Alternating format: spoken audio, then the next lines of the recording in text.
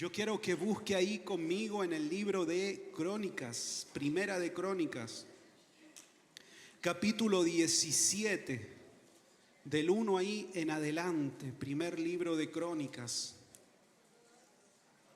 Le doy ahí tiempo. Te amo, Jesús.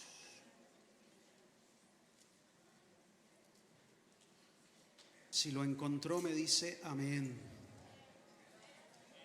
Primera de Crónicas, capítulo 17. Leemos juntos. Aconteció que morando David en su casa, dijo David al profeta Natán: He aquí yo habito en casa de cedro, y el arca del pacto de Jehová debajo de cortinas. Y Natán dijo a David: Haz todo lo que está en tu corazón, porque Dios está contigo. En aquella misma noche vino palabra de Dios a Natán diciendo: Ve y di a David mi siervo, así ha dicho Jehová: Tú no me edificarás casa en que habite, porque no he habitado en casa alguna desde el día que saqué a los hijos de Israel hasta hoy. Antes estuve de tienda en tienda y de tabernáculo en tabernáculo.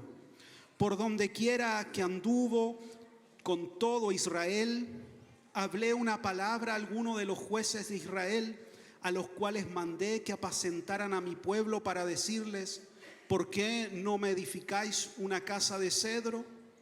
Por tanto ahora dirás a mi siervo David: Así ha dicho Jehová de los ejércitos: Yo te tomé del redil, de detrás de las ovejas, para que fueses príncipe sobre mi pueblo Israel. Y he estado contigo en todo cuanto has andado, y he cortado a todos tus enemigos delante de ti. Y te haré gran nombre, como el nombre de los grandes en la tierra. Asimismo he dispuesto lugar para mi pueblo Israel, y lo he plantado para que habite en él y no sea más removido, ni los hijos de iniquidad lo consumirán más. Como antes y desde el tiempo que puse los jueces sobre mi pueblo Israel, más humillaré a todos sus enemigos. Te hago saber además que Jehová, ¿qué cosa? Te edificará casa. Y cuando tus días sean cumplidos para irte con tus padres, levantaré descendencia después de ti, a uno de entre tus hijos, y afirmaré su reino. Él me edificará casa y yo confirmaré su trono eternamente. Yo le seré por padre y él me será por hijo. Y no quitaré de él mi misericordia como la quité de aquel que fue antes de ti, sino que lo confirmaré en mi casa y en mi reino eternamente. Y su trono será firme para siempre, conforme a todas estas palabras y conforme a esta visión. Así habló Natán a David. Oramos al Señor. Padre, gracias porque tengo la oportunidad de predicar, de compartir de tu palabra. Señor, dame fuerza, dame de nuevo autoridad para hablar de tu verdad, para hablar, Señor, lo que tú has enseñado primero a mi propia vida, lo que tú primero has hablado conmigo y lo que tú has enseñado a mi vida, Señor, que pueda transmitir de la mejor manera aquel mensaje y la verdad de tu palabra, para que sea verdadero alimento, comida y guía para todos nosotros en esta tarde. Espíritu Santo, derrama gracia y unción sobre mi vida. Dependo total y absolutamente de ella para llevar adelante tu tarea, Señor. Sea tu gracia sobre mi vida y sobre la iglesia en esta hora, en tu nombre, Jesús. Amén y amén. Puse como título a este mensaje: Más profundo que la obediencia. Y quiero comenzar con una pregunta, y quiero que esta pregunta la tenga ahí en mente mientras vamos desarrollando un poco el sermón o la predicación en esta tarde. Y quizás usted sabe la respuesta, Pero voy a hacer la pregunta.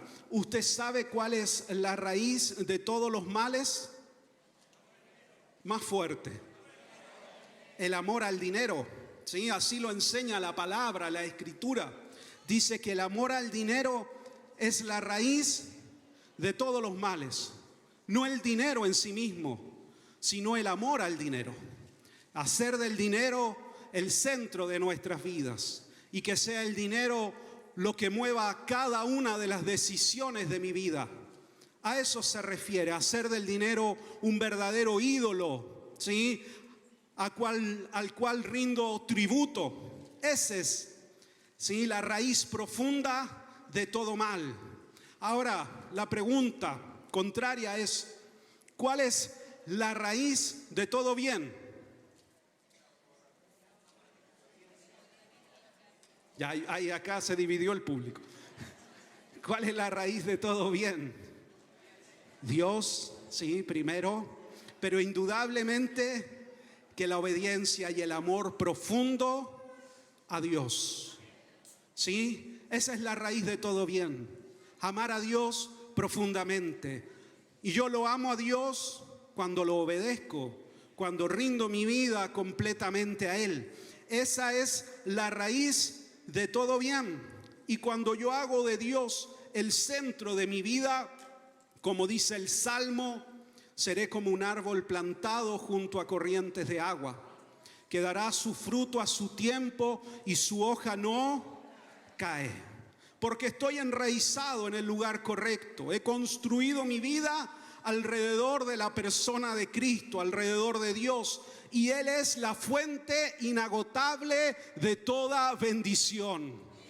Si yo estoy entonces enraizado en Dios, que es la fuente de toda bendición, eso será para mí refugio en todo tiempo. Yo he construido todo lo que soy y toda mi vida en Cristo mi Señor. Amén. Tenga esa idea ahí en mente. Dios es la raíz de todo bien y de toda bondad. Lo que acabamos de leer es al rey David. Estamos ya años adelantados. David ya no es un muchacho, no es un pastor de ovejas, no es este adolescente que mató a un gigante. Ha llegado el tiempo en que Él es rey sobre todo Israel. Han pasado muchas vivencias, muchas experiencias. Como decimos un dicho, mucha agua pasó debajo del puente. Ya no es el tiempo en que él huye para salvar su vida de Saúl.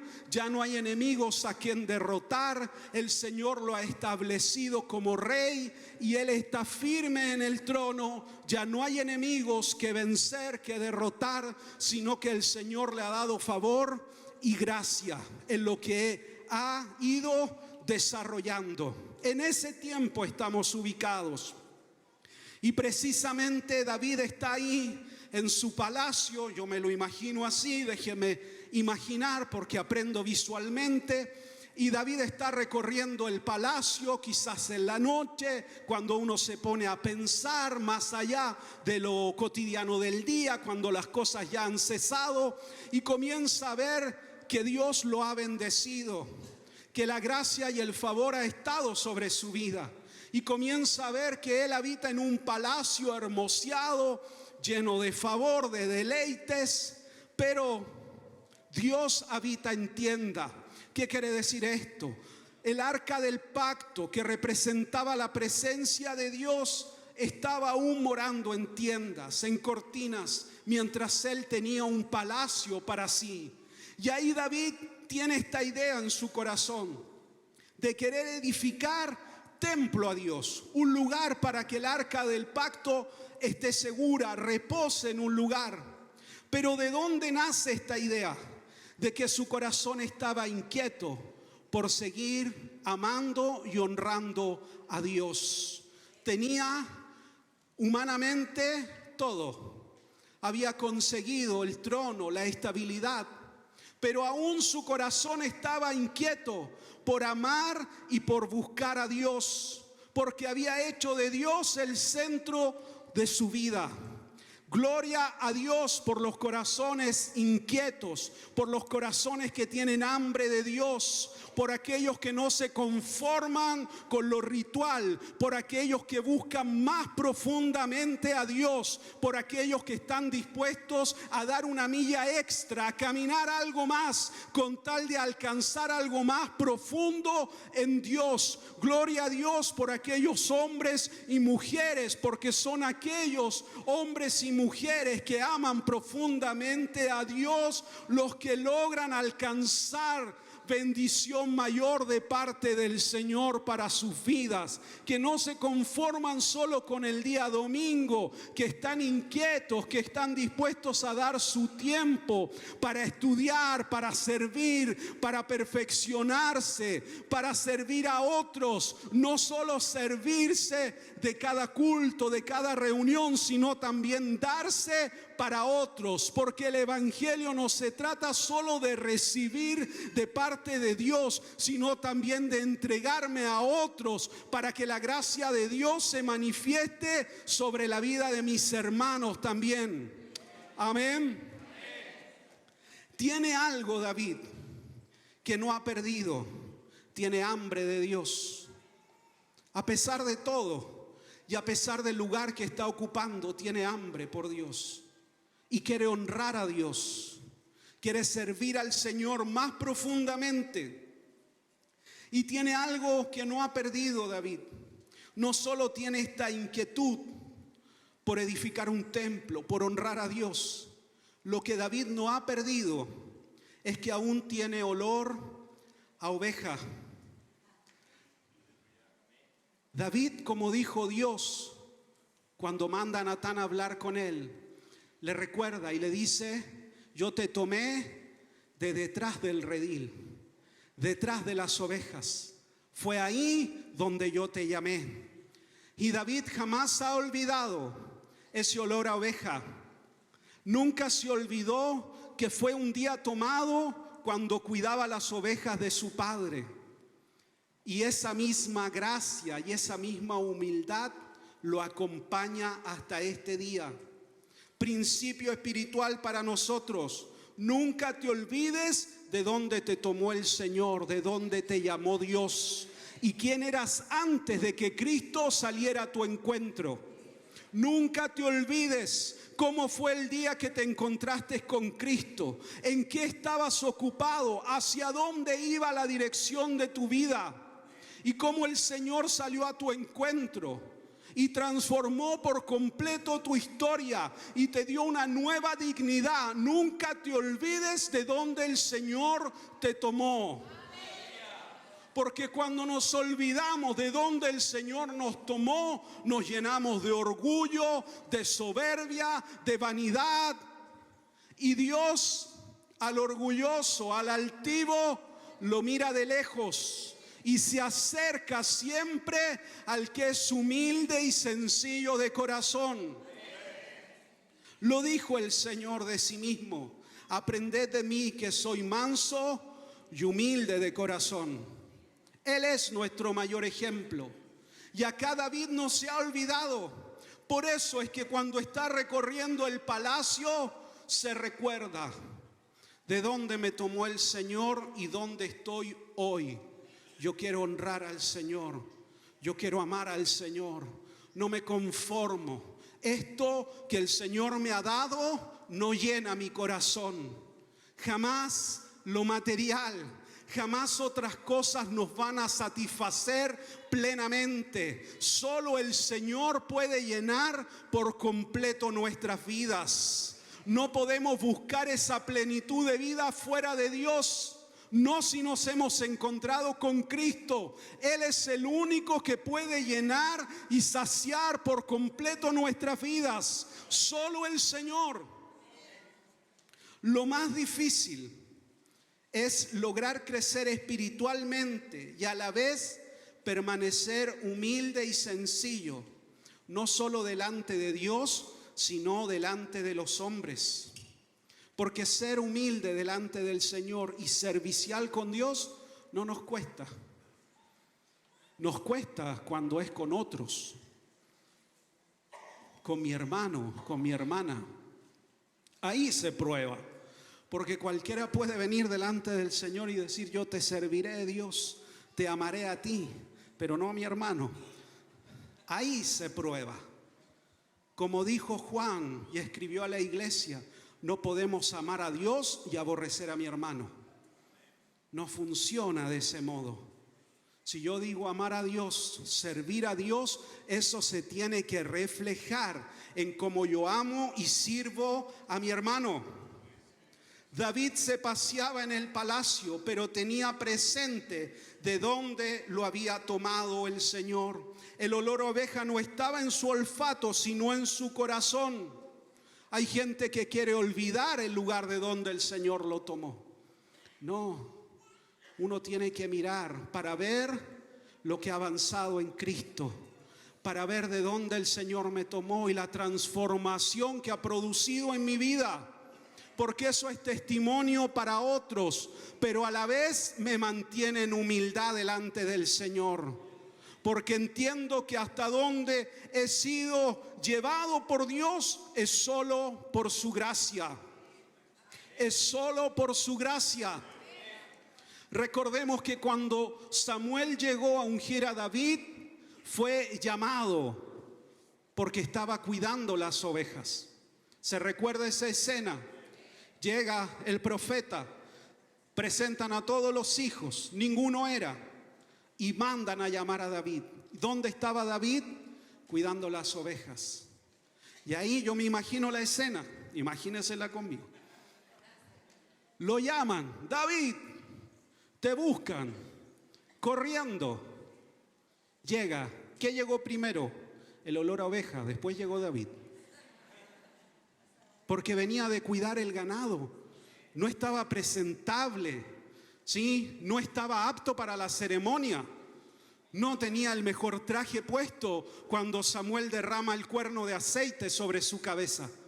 Venía corriendo, presuroso, porque el profeta quería verlo.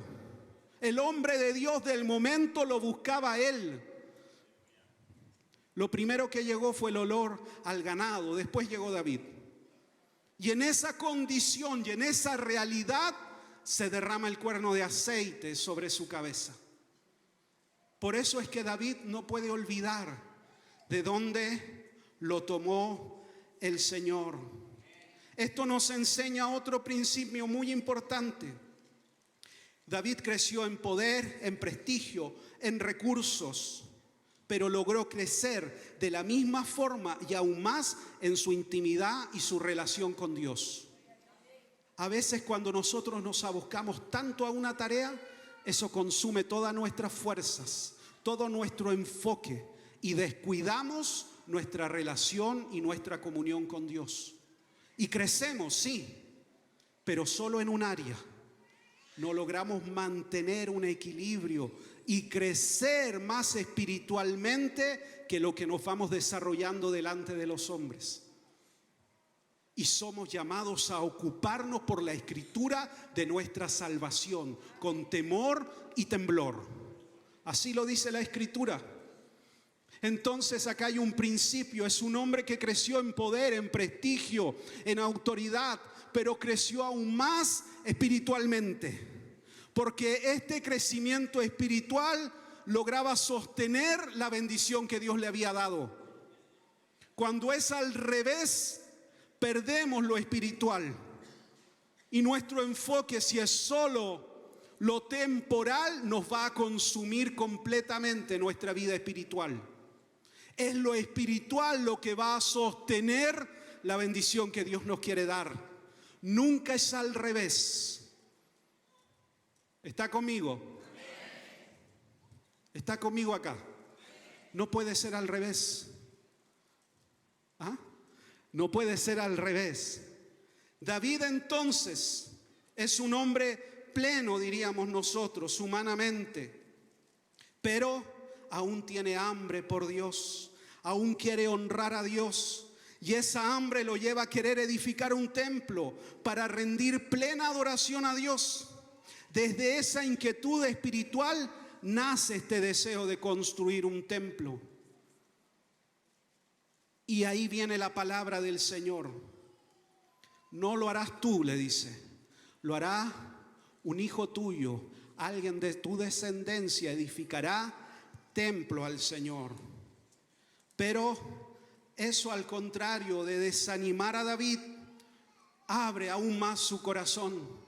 Porque Dios no solo le promete que un descendiente suyo va a edificar templo, le dice que su trono será firme eternamente, para siempre. Y eso es mucho más profundo que solo darle la edificación de un templo.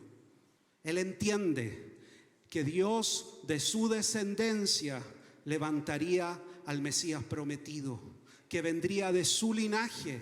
Este deseo de honrar a Dios, de amar a Dios, abrió una puerta de bendición mayor para su vida, mayor que edificar un templo. Abrió una puerta para que David sea parte del linaje de Cristo. Porque cuando Cristo caminaba por las calles, una de las formas de llamar y de referirse al Mesías era: ¡Hey, hijo de David, ten misericordia de mí! Se cumple esta palabra en Cristo.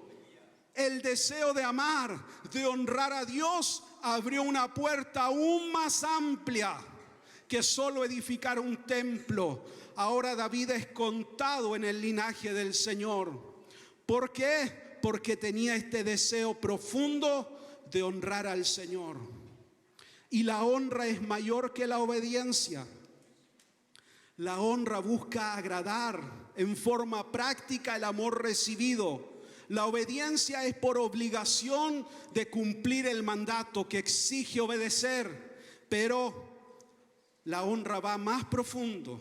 Y en este caso David decide honrar a Dios, no solo obedecerlo. Y eso demuestra el carácter y el corazón de David. Honrar es amar, retribuir, obedecer y valorar a otro. La honra nace del amor. Yo puedo obedecer algo sin amar a aquel que me ha mandado a ejecutar una tarea. Pero yo no puedo honrarlo si no lo amo. Y en este caso con Dios es así. No solo obedecer su palabra, amar profundamente al Señor. No solo obedecer desde mi conducta, sino amar a Dios profundamente. Honrarlo con todo lo que soy y con todo lo que el Señor me ha dado hasta el día de hoy. En este tiempo mucho se habla de la honra a las generaciones que nos preceden en la fe, es decir, a quienes han estado antes que nosotros en Cristo. Mucho se enseña de la honra, se habla de la honra, pero poco se practica en la verdad. En esta casa, puse aquí, muchos hijos salieron. Ninguno honra de verdad. De palabra sí, pero no en la práctica. Porque la honra se demuestra en vida, cuando la persona está. Honre a quien Dios lo ha puesto por delante suyo para formarlo en el camino de la fe. Hónrelo, honre a sus pastores, a quienes han sembrado, a quienes han trabajado, se han desgastado por la obra del Señor. Uno debe de honrarlos y reconocer lo que han hecho. Está acá. David entonces quiere honrar a Dios, no solo obedecerlo. Dios le dice que no, que será un hijo suyo. Como dijimos, esto abre una puerta aún mayor. David entonces no logra edificar casa al Señor, pero sigue inquieto y sigue con hambre por honrar a Dios. ¿Y qué hace David? Y acá viene algo sorprendente para mí. Comienza a preparar todo lo necesario para la construcción del templo. No lo haré yo, lo hará un hijo mío, lo hará mi descendencia, pero yo no me quedo quieto. Yo no espero. ¿Qué hace? Comienza a juntar madera, comienza a juntar plata, comienza a juntar oro. Trae artesanos que comiencen a preparar todo lo necesario para la construcción del templo. Hay cosas que quizás nosotros no alcanzaremos, pero lo alcanzarán nuestros hijos, nuestra descendencia. ¿Sí? Porque Dios usa familias para sanar la tierra. Lo que yo no alcanzaré, lo alcanzarán mis hijos. Lo que yo no logre, caerá la bendición sobre mi generación. Ellos alcanzarán lo que yo no he logrado, pero yo no dejo de amar, de honrar al Señor, de trabajar para el Señor. No me quedo quieto, soy un corazón inquieto por seguir profundizando en mi búsqueda de Dios.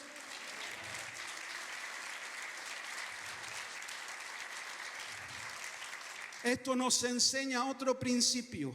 Siempre hay más profundidad en Dios. Dios es una fuente inagotable para nuestras vidas. Lo que yo no edifique, lo harán mis hijos, mis descendientes, no solo en lo físico, en lo natural, sino en lo espiritual. Y David nos enseña muchas cosas en esta forma de actuar. Nos enseña que entiende que él no lo va a alcanzar y que quizás ha llegado el tiempo de menguar, de decrecer, para que otro continúe, para que otro crezca. Ese principio jamás lo debemos de olvidar. El Señor nos llamó a ser discípulos, a preparar a otros. La historia no puede acabar conmigo, tiene que continuar con otro. Si el Señor me puso en un lugar, yo estoy un tiempo, pero siempre mirando que viene otro detrás mío, que yo tengo que preparar a otro, que otro tiene que ser formado, que otro tiene que ser enseñado. Lo hago primero en mi propio hogar, en mi propia casa y también en la casa del Señor. Otro va a ser formado, otro va a ser enseñado, otro tiene que continuar. La historia no puede acabar conmigo, tiene que seguir, esto no puede cesar, porque cuando se acaban las vasijas, se acaba el aceite. Eso pasó con la viuda. Cuando cesó las vasijas, cesó el aceite. La iglesia no termina con el pastor, continúa más allá, porque la iglesia no es una idea del pastor, es una idea de Dios. Y Él tiene recursos inagotables, y los recursos inagotables son las personas que rinden su vida a Cristo. Por eso trabajamos constantemente en evangelismo, en discipulado, en el instituto bíblico, en misiones. Sembramos en esperanza, porque sabemos que el que siembra cosecha en el Señor.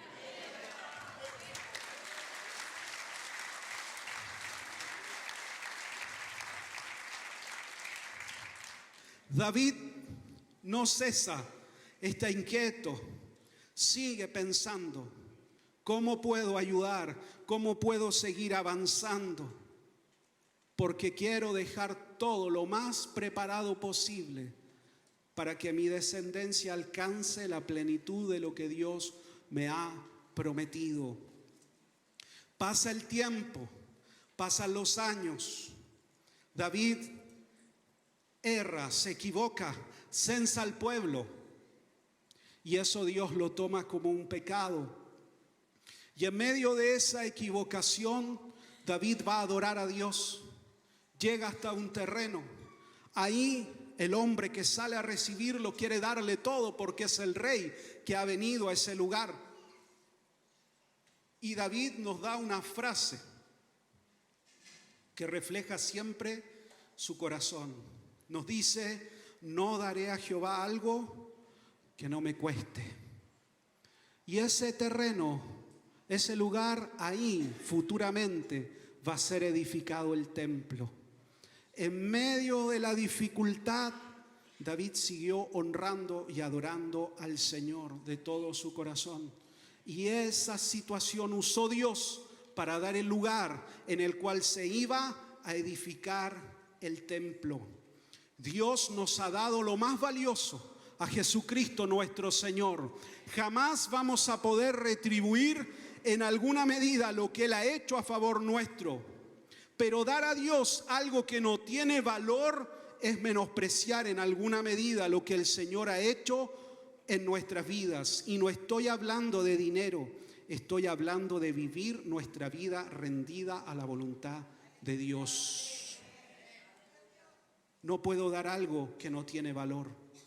Porque si doy algo que no tiene valor, en el fondo no estoy dando nada. Si yo voy a dar mi vida al Señor, me va a costar. Porque hay cosas que no son fáciles que el Evangelio demanda de mí. Pero eso tiene un valor delante del Señor. Dios ve. Dios todo lo ve. Por lo tanto, voy a dar lo mejor de mí. Voy a sacrificar mi vida por alcanzar lo que Dios quiere para mí. Me voy a dar por completo al Señor. Porque Dios honra a quienes le honran y menosprecia a quienes lo menosprecian. Eso dice la palabra cuando Dios confronta a Elí. Dios honra a quienes le honran y menosprecia a quienes le menosprecian. Ahora, hace poquito estaba hablando con una hermana y lo puse aquí. Me relató toda su vida en 15 minutos. Pero en cada parte de su historia, de su ocupación, de su día ajetreado, corría, venía, iba al trabajo, volvía, era mamá, dueña de casa. En todo buscaba un espacio para pasar un tiempo con el Señor. Buscaba tiempo para poder hablar con Dios, para leer su palabra.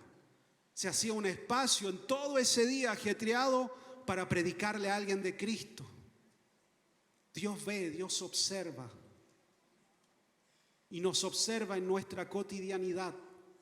No cuando usted viene solo al templo. Dios nos observa ahí donde nadie más ve. Y cuando usted está ahí haciendo el aseo en su casa y pone ahí música cristiana y una predicación y de pronto se pone a orar, a interceder, es quebrantado por el Señor, o cuando va manejando, cuando va en el metro, Dios observa dónde está puesto nuestro corazón, dónde está puesta nuestras fuerzas, en dónde estamos invirtiendo nuestra vida. Dios busca ser honrado por sus hijos, no solo obedecido, sino honrado profundamente. Y esa honra es lo que abre una bendición mayor para nuestras vidas. Comenzamos este sermón diciendo que la raíz de todos los males es el amor al dinero. La raíz de todos los bienes es el amor profundo a Dios. Y concluyo con esto. Lo que David hizo nos muestra el corazón que él tenía por amar profundamente a Dios, más allá del lugar y la posición que ocupaba. Él seguía inquieto por amar al Señor, por honrar a Dios, por servir a Dios. Donde usted esté, donde el Señor lo lleve, nunca pierda esa hambre y ese deseo por honrar profundamente a Dios, porque Dios todo lo ve y todo lo observa, y Él honra a quienes le honran. Amén. Póngase ahí de pie.